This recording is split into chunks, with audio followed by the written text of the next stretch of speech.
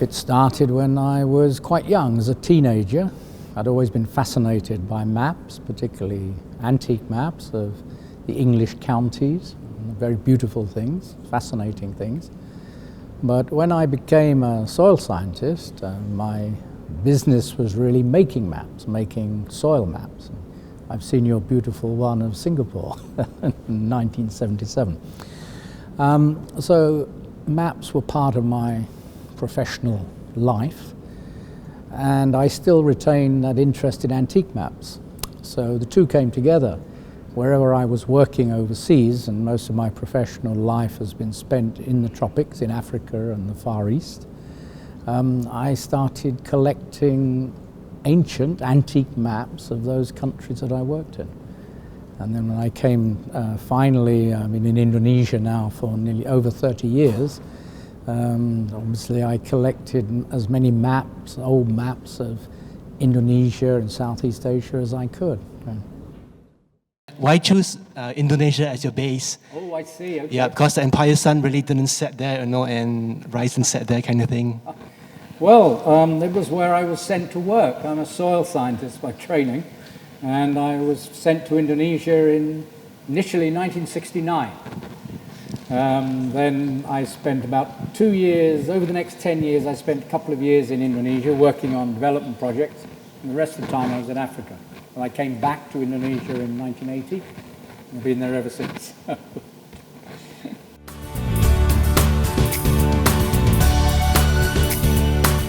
Well, the challenges are enormous. Indonesia, as you know, is the world's largest archipelago, and so I was very fortunate to be able to work in practically every province and most of the larger islands on development projects where we were mapping the soils, the geology, the hydrology, the climate. This was for development projects, particularly in the early days, irrigation projects. Indonesia was a very large importer of rice, and they wanted to become self-sufficient, which they managed in the 80s. So there was a lot of work for soil experts and hydrologists, irrigation engineers to help Indonesia meet its irrigation targets. But there were other development projects, forestry and other type of agricultural projects, which required soil maps and land suitability maps. So I was fortunate to be able to travel around that beautiful country and map the soils, and also at the same time try and collect some of the old maps that were around. Yeah, a quick question about the Ptolemy map. You know, the Chersonesos aurea, the golden Chersonese, is usually interpreted today to refer to the Malay Peninsula. Yes.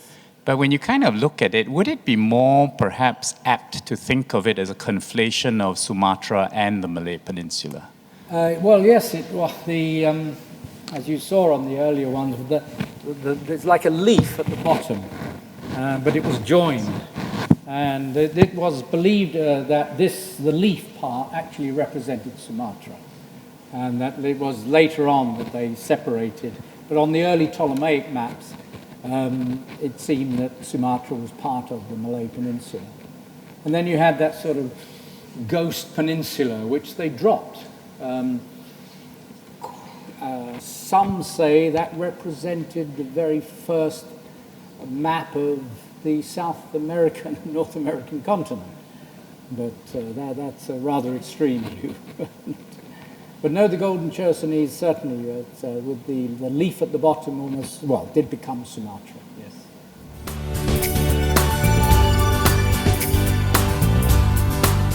Yes, I think absolutely. Even with the enormous advances in technology, and particularly digital technology, global positioning systems, the numerous Earth orbiting satellites that are used for mapping, the paper map and the libraries with the paper books are still very important for researchers. It's good that they are all being gradually digitized, so we have digital copies, electronic copies of these data. But for enthusiasts, and I think most of us are enthusiasts, there's nothing like feeling and seeing an old map, or an old book for that matter. And actually, as an avid reader, I have my, what do you call them, those little digital books that you have, but I still prefer a real book. I like to sit there and turn the pages, like the feel of the paper. So I don't believe we'll ever be in a completely paperless world, and I know environmentally maybe we should be, but I think I represent quite a large proportion of people who actually like paper, like books, like maps, but recognize that yes, we still have to have the supreme accuracy of the digital world and also the capability of storing digitally. But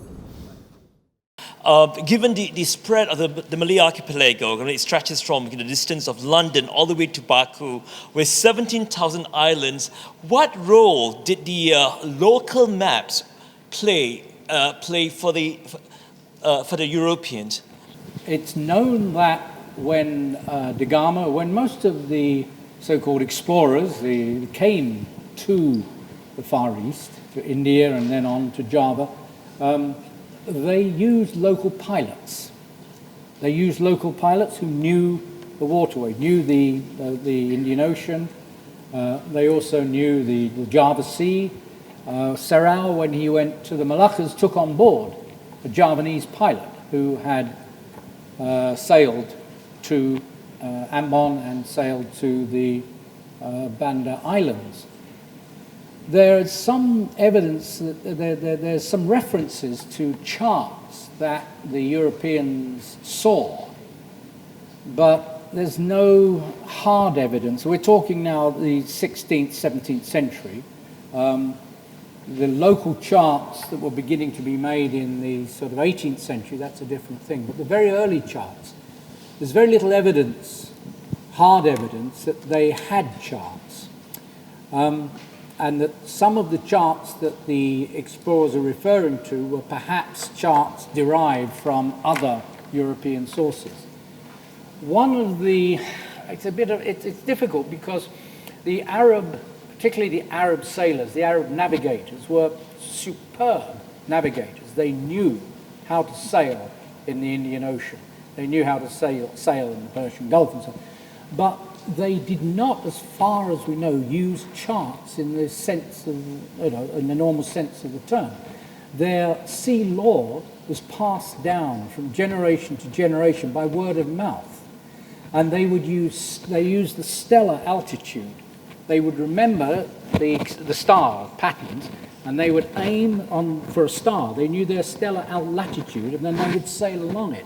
They also were experts at reading the waves, reading the winds, reading what they would see on the water, the patterns. But this knowledge would seem to be passed down. It wasn't written.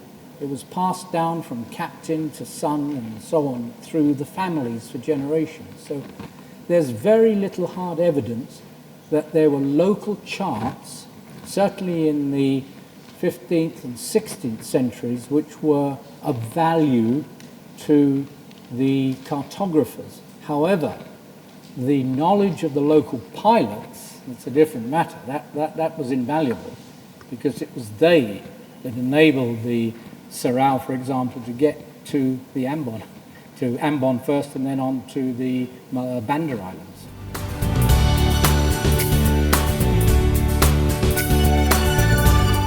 Well, I would carry on and collect antique maps. If they fascinate you, they are beautiful documents. They are historically valuable.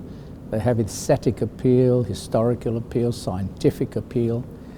There are still a lot of original maps and documents in the market, in the field. Now, obviously, the rarer items are becoming rarer and rarer. But nonetheless, there are still a number of fields that the new collector can enter into. As you know, you've got your wonderful collection of Singapore maps now, and that's a relatively new thing. Now, there are lots of themes for the mapping of Singapore that have yet to be explored. And this applies equally to any other region, any other country. So I would just say carry on and become a collector, become an enthusiast. It's on. Hi. I have a question actually going back to the Moluccas and the spices. So originally you said that nutmeg and mace were only grown on the Moluccas, and I think they stayed there for a while. Yes. So if people were willing to go so far from Europe for so long with such a high chance of death, and the worst that presumably could have happened is that the guys on those islands said, if you steal nutmeg, then we'll kill you. Why do you think people didn't try harder, especially some of the locals, to take nutmeg and grow it on the other islands around the archipelago earlier? Is it because of the soil, or is there No, you got a view on it?